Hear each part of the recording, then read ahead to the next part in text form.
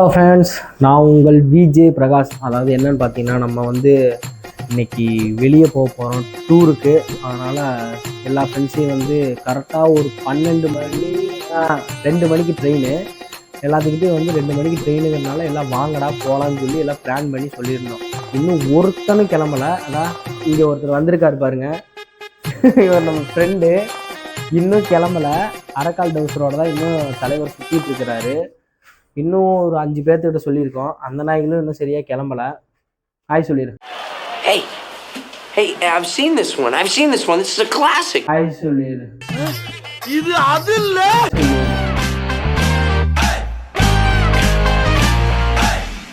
நீ நினைக்கிற மாதிரிலாம் ஒண்ணும் இல்ல. இப்போ நாங்க வந்து அவனுங்களை போய் நாங்க டைரக்டா மீட் பண்ணிட்டு என்ன நடக்குதுன்னு நாங்க சொல்றோம்.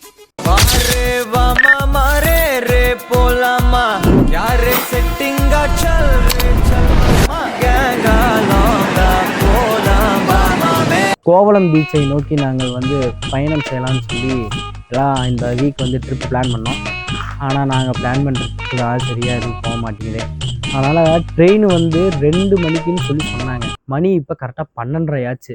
இன்னும் 1 ஹவரா? ஆமாம், இன்னும் 1.5 மணி நேரத்தில் வந்து ரயில்வே ஸ்டேஷனில் இருக்கணும். இவனுங்க கிளம்பிட்டேன்னு சொல்லிக்கிட்டே இருக்கானுங்க தவிர இன்னும் கிளம்ப மாட்டுறானுங்க. நானும் எல்லாத்துக்கும் ஃபோன் பண்ணி பார்த்துட்டேன். நான் தான் டிப்டாப்பாக கிளம்பி கரெக்டாக நின்றுட்டுக்கிறேன். வாங்க இவனுங்கெல்லாம் என்ன பண்ணுறானுங்கன்னு பார்ப்போம். எனக்கு தெரிஞ்சு 2 விஷயந்தான் நடந்திருக்கும். ஒன்றா படுத்து தூங்கியிருப்பானுங்க, இல்லைன்னா எவனாவது ஒருத்தன் தான் ரெடி ஆகிருப்பியான். பார்த்துருவோமா? ஆமாம், என்னடா மூஞ்சி இது? இதெல்லாம் வியாபாரம் ஆகாது. சொன்ன மாதிரியே ஒருத்தன் தான் ரெடி ஆகிருக்கான். அந்த ஒருத்தன் நல்லா படுத்து தூங்கிட்டு இருக்கிறான். மணி எங்கே போகணும்? மணி ரெடியாக போகும். கமல் எங்க? அவன் ரெடியாக. மணி எத்தனை? மணி எங்கே வருது? 2 மணிக்கு ட்ரெயின்னு சொல்லி கிளம்புங்கடான்னு சொன்னால் இப்போயே மணி வந்து 1 ஆச்சு. இன்னும் 1 மணி நேரத்தில் ரயில்வே ஸ்டேஷனில் இருக்கணும். இங்கே வந்து 10 கிலோமீட்டரு. பார்க்குறேன் இப்போ தான் நீங்கள் கிளம்புறீங்கன்னு நானும் பார்க்குறேன். A few moments later. எனக்கு தெரிஞ்சு டக்கிங் பெல்ட்டே இல்லாமல் டக்கிங் பண்ணுறது இதான் இந்த ஒரு ஜீவனா மட்டும்தான் இருக்கு எனக்கு தெரிஞ்சு. இப்போ வரையும் பெல்ட்டே போடாமல் டக்கிங் பண்ணுறேன். அதுவும் இந்த அண்ணா கைட்டை போட்டு டக்கிங் பண்ணுறது ஒருத்தர் தான் இருக்கும்.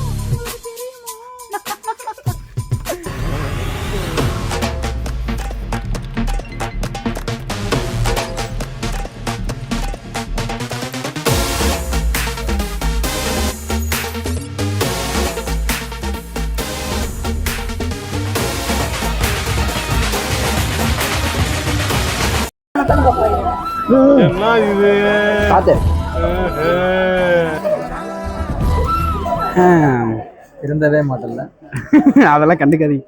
எனக்கு இந்த ரயில்வே ஸ்டேஷனை பார்த்தாவே ஒரு ஞாபகம் ஒன்று வருதுடா. என்னன்னா, நான் 8th படிச்சுட்டு தான் நினைக்கிறேன். அப்போது அந்த டிவி ஷோ, அந்த லோக்கல் சேனல்லலாம் வந்து இந்த மேலே அந்த அட்வர்டைஸ்மெண்ட் போடுவாங்க பார்த்தியா?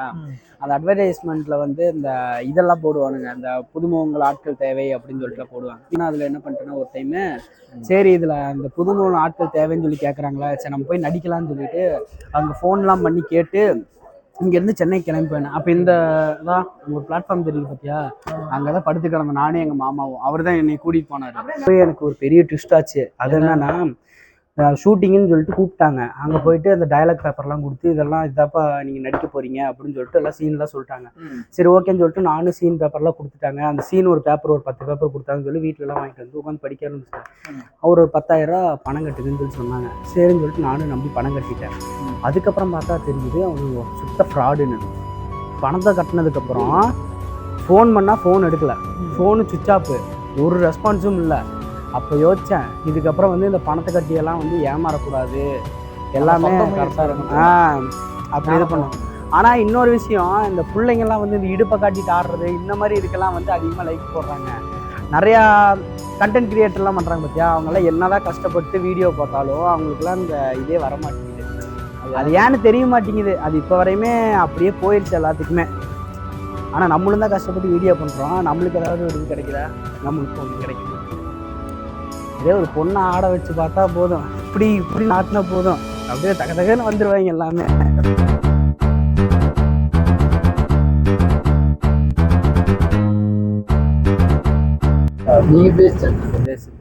பர்ஃபெக்ட் பிளேஸ் ஆகிட்டு ஏ பிளேஸ் உண்டு.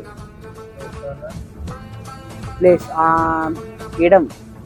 அட்டப்பாடி அட்டப்பாடி, மன்னார்காடு. அட்டப்பாடி, மன்னார்காடு. பைக்ல போவோம். பைக்ல 20 கிலோமீட்டர். 20 കിലോമീറ്റർ.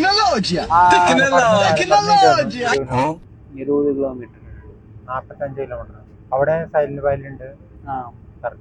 സെർച്ച് ചെയ്യാം അട്ടപ്പാടി.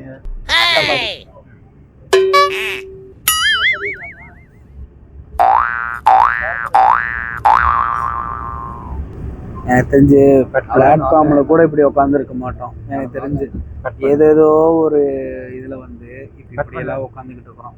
கட் பண்ணு. வேற ஒருத்தர் கட் பண்ணுன்னு 1/2 மணி நேரமா கத்திட்டு இவரு பேசுற லாங்குவேஜ் அவனுக்கு புரிய மாட்டேங்குது. எனக்காவது பரவாயில்ல, மலையாளம் குறைச்சாரி. ஆனாமா ஓ 2-in-1 போன் வச்சிருக்காரு அவரு. 2 போனு, டூயல் சிம். அப்ப 2 சேச்சியா? I love you too. ചേട്ടാക്ക് 2 ചേച്ചിയാടാ. ഓ വ്യക്തമായിട്ടോ.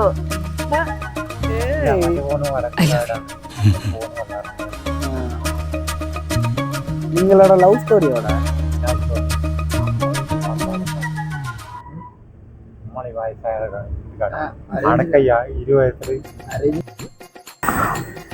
ஒருத்தரை நம்பி வந்ததுக்கு சிறப்பாக பண்ணிட்டாங்க. அதாவது என்னதுன்னா, கோழிக்கோடுன்னு கூப்பிட்டு வந்துட்டு அது என்ன பாலக்காடு ஜங்ஷனில் எங்களை நடு ரோட்டில் இறக்கி. இப்போ அவனை போய் வாங்க போய் பார்ப்போம் அவன் என்ன போய் பாருங்க. எங்களை கூப்பிட்டு வந்துட்டு எப்படி படுத்துட்டு இருக்காங்க மட்டும் பாருங்களா. டேய் கோழிக்கோடு தானே போறேன்னா? எங்க கூட்டு வந்து நிறுத்திருக்கு பாத்தியா? பாலக்காடு. டேய் கோழிக்கோடுன்னு சொல்லிட்டு தானே கூப்பிட்டு வந்தீங்க.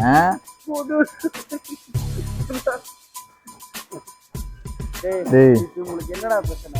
கோழிக்கோடா இருந்தா என்ன, பாலக்காடா இருந்தா என்ன? வயநாடு கூட்டு போறோம், வாங்க போலாம். சாமி அடுத்து வயநாடா?